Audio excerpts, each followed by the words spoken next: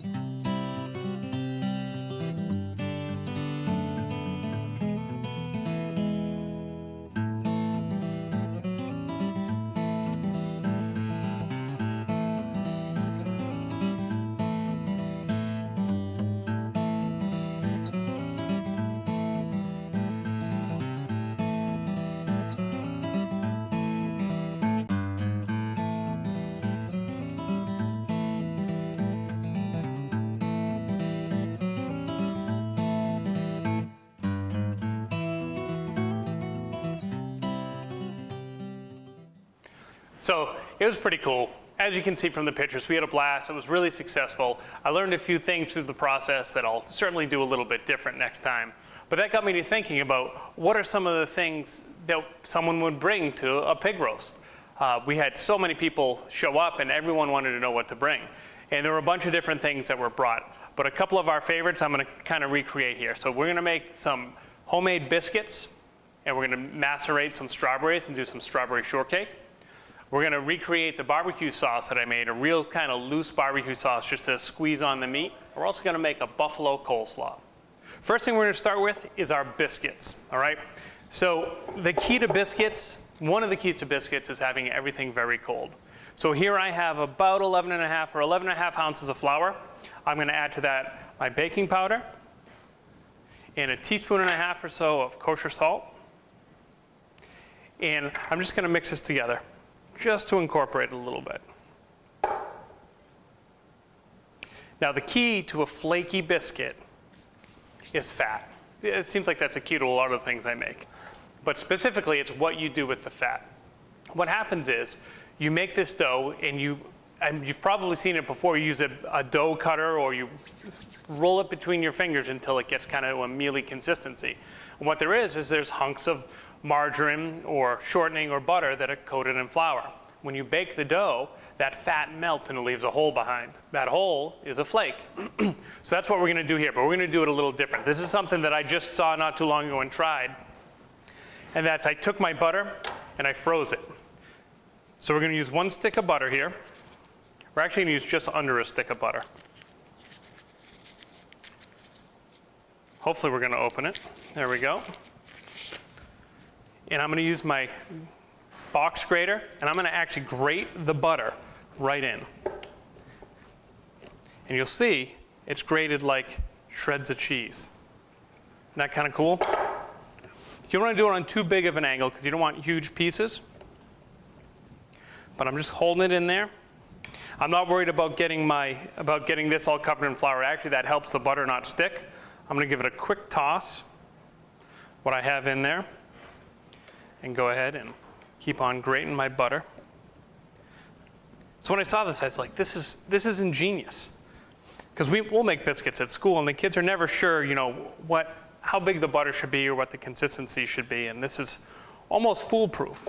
All right, so what I'm going to do is I'm just going to scrape off this last little bit of butter, which is like a 1/16 of it. I'm going to put it aside, because what we're going to do is we're going to actually melt that later and brush it on top of our finished biscuits. I'm going to get all the butter I can out of there. And now this butter is like the perfect size. So I'm going to gently mix it all together. So if you remember what I was just saying, as far as it's important that the butter melts when you bake it. That's why it's got to be frozen. Everything has to be cold. That buttermilk that we're about to put in here just came right out of the refrigerator. Some people will actually keep their flour in the freezer to keep everything super cold.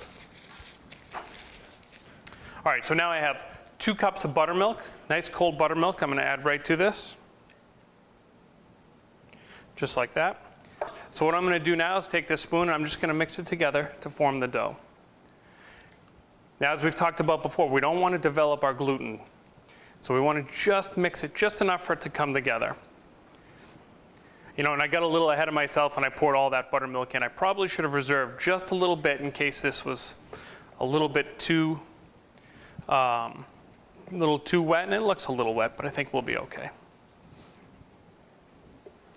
All right, so I'm going to grab a little bit of flour, and at this point I want to just dust my board a bit.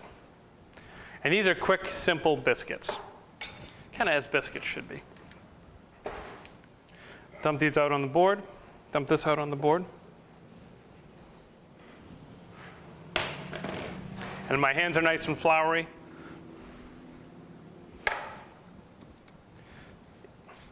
That looks good. So I'm just going to work it until it comes together a bit, and then I'm just going to essentially roll it out with my hands. So one of the keys to another key to making biscuits is that if you're using a biscuit cutter or whatever you cut it with, that you go straight. A big part of the texture is that those cuts are straight. If you turn it as you go, you actually pull the dough and will pull the butter, and you won't get as nice a finished product. But we're not even going to use a cutter. I'm going to get it to the thickness I'm looking for here, and that looks about right. I'm going to take this, which is almost room temperature butter, and just grease this cookie sheet here quickly.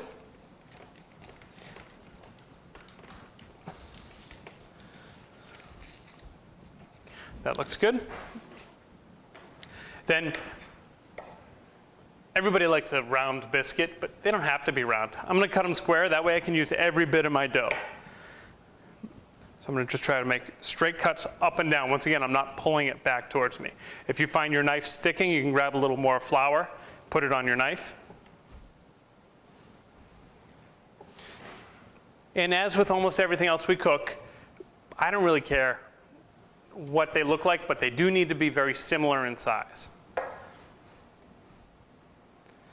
reason being, we want them to take the same amount of time to cook. You don't want to have to be playing around and take some biscuits out of the oven before others.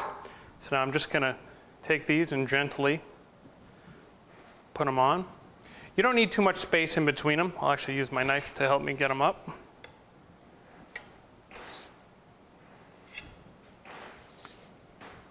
And so, whoop, that little piece fell off. So, you know, you can literally drop it right on there, and they call that a drop biscuit. But these are for our strawberry shortcake. So if you wanted, you could add a little sugar to make them a little sweeter. But sometimes I like to do them like this, because oftentimes I'll eat half of them with just some butter and honey before they ever even see the strawberries. All right, so I'm going to put a couple more of these on here. Take a minute, pop these in a 450-degree oven. We'll let those start cooking. I'll clean up my mess, and we'll move on to our strawberries.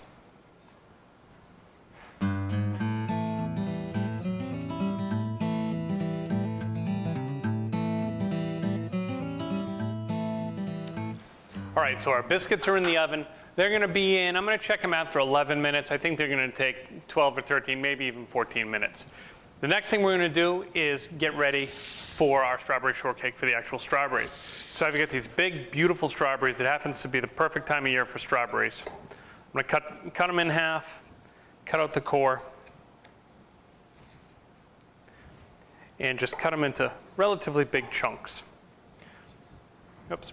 And what my goal here is, I'm going to get them in this bowl, and we're going to do something called macerate them. And so maceration oftentimes happens with liqueur or some sort of an acid, but we're going to use just sugar. The reason we can use just sugar to do this, and what maceration does is it generally kind of softens a fruit. We can get away with using just sugar because these strawberries are there's something like 90 or 92% water. So they're loaded with water. When they mix with the sugar is actually going to pull out some of that water, and it's going to bond with it. And it's going to make a wonderful, really intensely flavored strawberry sauce, and it's going to soften these. And this is a great thing to do with, like, if you happen to have strawberries that are a little beat up, or you had some that dropped and got dented, because nobody will ever know, they're all going to get soft. And one of the cool things is, another cool thing is strawberries got some pectin in it, in itself, which is kind of how you'd make jam. And this is how you start to make jam. So that liquid will actually thicken up a little bit. But I have a feeling we're going to eat all these, so I'm going to cut all these up. And once again, it doesn't really matter how you cut them, but you want to make sure they're similar in size, and you want to expose a good amount of the flesh on the inside, because the skin will actually protect it, which is what, it's what our skin is designed to do. One of the reasons I thought of these is because very close to where we were doing the pig is where I've got a bunch of strawberry plants. Now there's some animal, they're not protected, and that's my own fault, but there's some animal that is certainly enjoying my strawberries this year. I've only had like 3 of them, but it's cool. As we're cooking the pig, we could see the strawberry plants, and that was making me think of this strawberry shortcake. So I have just some granulated white sugar here, and you don't have to go crazy. So you go like that, give them a quick toss around, and we'll leave them off to the side. In a little bit, we'll see that some liquid starts to come out of those. All right, so I'm going to move these strawberry parts out of the way. The next thing we're going to make is a barbecue sauce. So the pig, I was hoping it was going to be awesome all by itself. It's the first time I've ever done a pig outside like this. I had a rub on the outside. It was just salt and pepper on the inside. It was actually Old Bay seasoning mixed with a whole bunch of brown sugar. And it ended up tasting awesome. But I was nervous that some parts might be a little overcooked or whatever. So I wanted to have there be a sauce, add a little more moisture. We're going to recreate that. I'm going to start with vinegar. So this is my recipe for sauce. People say, oh, this is a North Carolina sauce. I was like, well, not really. And they're like, oh, well, it's a South Carolina sauce because I'm going to put a little mustard in it. It's just kind of a mix. But I'm going to start with a bunch of cider vinegar. This is the way to go if you're going to buy garlic. You can actually buy garlic that's whole peeled right in the jar. In a commercial restaurant, this is what we buy all the time. You don't have time to peel garlic. They always come with that little woody end on them. So I like to cut that off.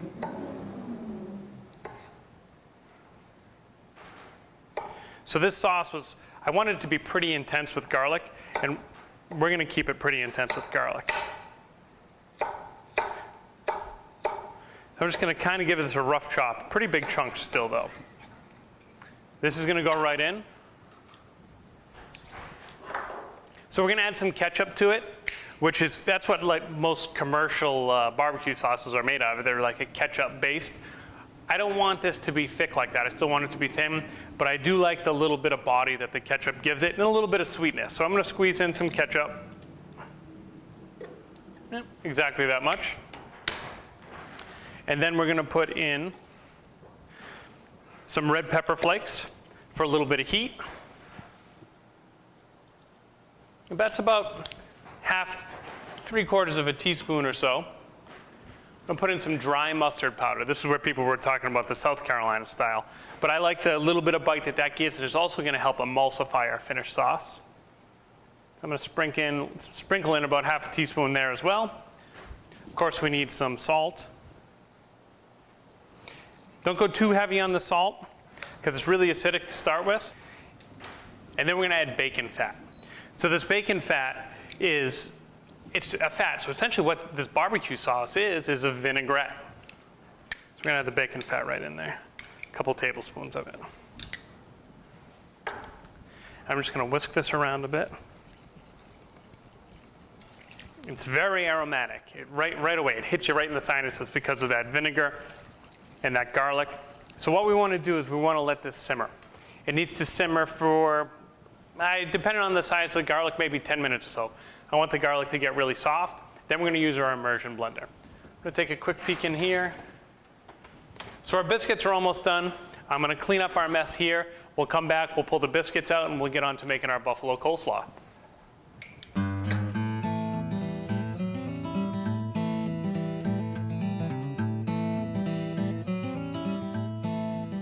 All right, welcome back. So our biscuits are all done. I'm going to pull those out of the oven, and they look great. Nice flaky, golden brown. Perfect. I did put the rest of them in there, so it'll be a minute, and we'll pull those out as well. The other thing I want to show you are these strawberries. So it's been maybe 10 or 15 minutes, but look at how wet they look. And that's because that sugar is actually pulling out some of the moisture from inside those. I'm going to give them another little toss. We'll just let them sit here. So the next thing we're going to make is our buffalo coleslaw. So the first thing we're going to do is start out and make the dressing. So I don't know where I came up with this recipe or saw this recipe, but I just thought that was kind of like almost like a match made in heaven, a buffalo coleslaw. So we're going to start out with some sour cream as our dressing. And we'll put in about 1/4 cup, maybe 1/3 cup. We're going to do about the same amount of mayonnaise, a little less mayonnaise. And we're going to add salt, pepper, onion powder, and garlic powder. Right to that. Then we're going to add the juice of a lemon. So this is going to add a little more acidity. Our sour cream is going to give some acidity, but this lemon's going to give it that punch. So the original buffalo sauce from the place up in Buffalo, New York is essentially lemon juice and butter and Frank's Red Hot. So we're going to not put the butter in there, but we're going to use some Frank's and we're going to use some lemon juice. I'm going to squeeze it through my fingers just so I catch any of the seeds that might be in there.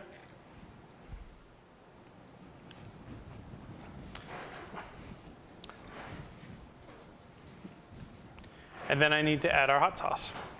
So add as much or as little as you want. I think one of the reasons people kind of gravitate towards Frank's is that it's not really that hot compared to other hot sauces. It's got pretty decent flavor. But if there's another hot sauce that you really like, use that instead. All right, and I want to just mix this together a bit until it comes together. All right, and I'm going to taste this and just see where we're at. That's good. Yeah, that's real good. I'm not going to add any more hot sauce to it yet. So there's our basis. There's our sauce for our coleslaw. So to give some contrast in color, some contrast in texture, and some different flavors, we're going to add a couple other vegetables to it. So the first thing we're going to add are some scallions. So I'm going to pull this bunch of scallions, which I rinsed off already. I'm going to cut off the very end because they look a little beat up. And then I'm going to try to cut them on a pretty strong angle here so that you get good sized pieces, but real thin. I don't like the texture of a really big piece of scallion. But that looks about right. So we'll add that to it. And then we're going to do the same thing with celery. So one of the things I like to do, and one of the things we're going to do, is we're going to use the leaves of the celery in our salad. The leaves of the celery have a fantastic celery flavor.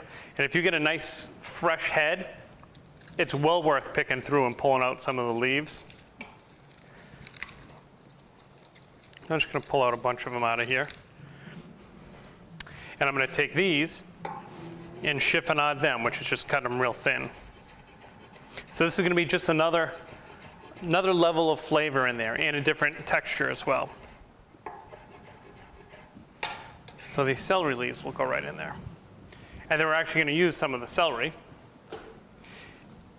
And I'm going to cut this the same way at a real steep angle, but real thin. So this is kind of mimicking the shape of one of the strings of cabbage that's going to go in there.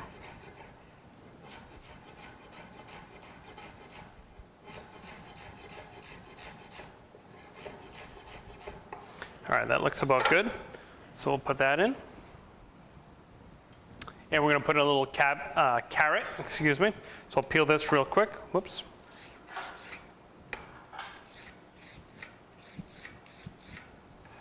All right. So this will work for the chef that would freak out if you ever peeled your carrot like this and went down, down, down. He said, you're wasting a movement every time you come up and down. So he taught how to go like that. Oh, you know what? That's kind of cool. We're going to do this. I was going to grate them on the grater, but we're just going to peel this whole carrot. See, you do something all of a sudden and say, hey, that's cool. I think that's probably about enough. And then I'm just going to take these peels of the peeled carrot and just go through and give them a quick chop.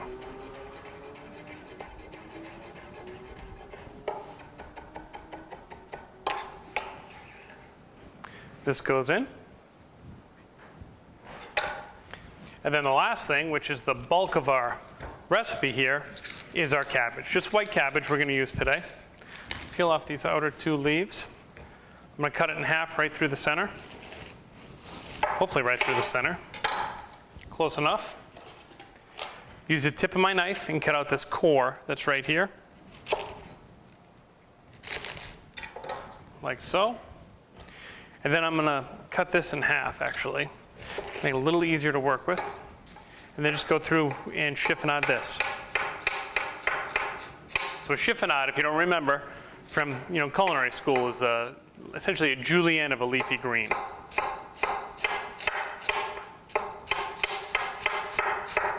And so every once in a while I'll change the angle so that I have my pieces the length that I want them to be.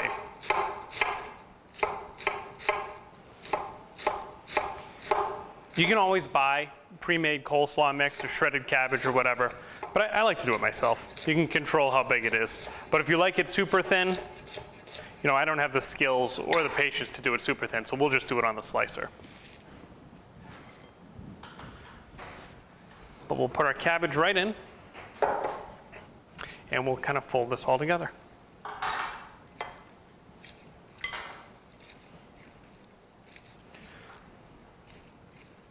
And that's looking great. All these different colors in here. So I'm going to mix this together a little more. I might actually shred up maybe this other half here, mix it in here. I've got another batch of biscuits to pull out, but we're almost in time to get Arthur up here and show him a little bit of what we do when we roast a pig.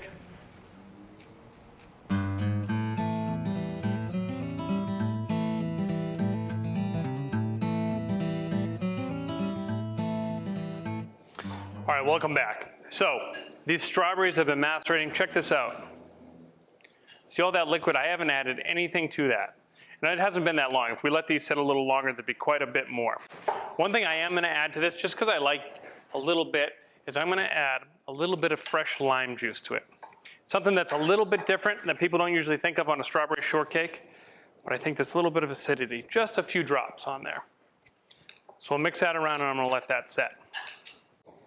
Now, we've got our barbecue sauce here. It's cooked plenty long. I shut it off. I'm going to use my immersion blender. Stick it in there before I turn it on. Give it a couple little pulses because I don't want to get sprayed with sauce. But my goal is to break up those garlic cloves.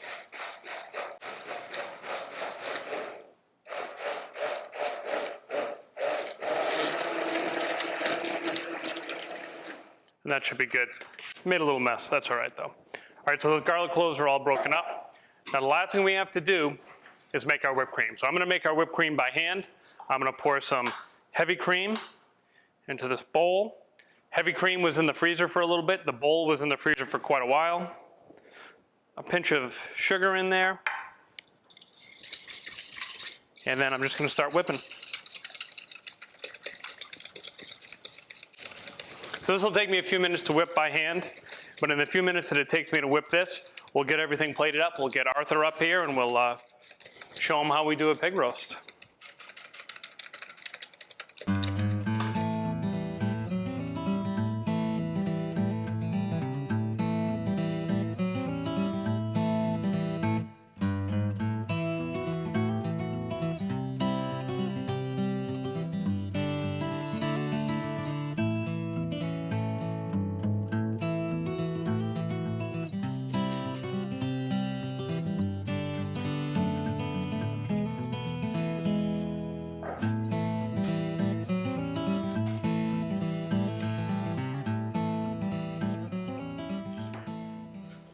Hey, Arthur. Hey, Matt. How are you? Excellent. Thanks. It's always a pleasure being here at Hudson Appliance. So today it was all about pig roast. I think you saw on Facebook some of the pictures from my pig roast. We're doing on Sunday. So I brought you a little sample. There wasn't much left. It was a 72-pound pig. Wow. Not much left, but I got a little sample of it here. And so what I did was I took some of the leftover pig and we pulled all the bones off and I made a stock. I put all the bones in water, cooked it and cooked it and cooked it. Chopped up what was left of the pork and poured a little of that sauce on there. But what we made today was the sauce that I actually made for the barbecue. So this is mostly cider vinegar, but then it's got a little bit of ketchup in it, a little bit of mustard powder, a lot of garlic, a little bit of red pepper flakes, and some bacon fat. And it's all emulsified together. And it doesn't need it, but you know what? We'll taste that. Okay. We made a buffalo coleslaw. Buffalo. So I know you don't like spicy stuff, but it's not super spicy. You get a little bit of that flavor. But at home, if you want to make it spicy and burn people's faces off, you know, that's your prerogative. And here we've got strawberry shortcake. We just macerated these strawberries. So all that is a little sugar on them. The sugar pulls out some of the moisture. And I actually sprinkled a little lime juice on there just a second ago. And you can see here's our whipped cream. All done. So I whipped that by hand real quick. But what do you want to try first? Let's try the pulled pork. Okay. Just get a little sauce on the top there.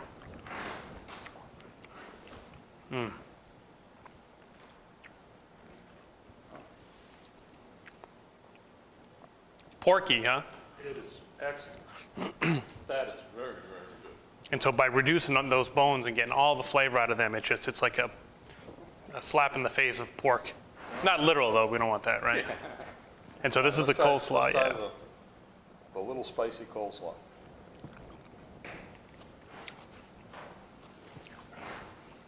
A little kick to it, but it's not bad. Just a little bit. I could eat that, no problem. Not too spicy for me. I'm just got a little, kind of some of those buffalo flavors and some of that crunch and some celery and things in there. Very good. But then you've been talking about this all day, so let's break in. Yeah, we got to get into, Let's move this out of the way. get into the real meal now. So you take the one on the left, I'll take the one on the right. All right, now, So homemade biscuit, the strawberries we just talked about, and the whipped cream that I just whipped up. just the smell from the making of the biscuits made the whole studio smell incredible. Oh, What do you think of that? that's what I want to eat first. Well, and last, right? And in the middle? Very, very good, especially the whipped cream. Yeah, whipped cream is very good. I tested this recipe a couple times yesterday, actually, and I ate a lot of biscuits yesterday morning. Yeah. But that's all right. What do you think? Now that's Wicked good.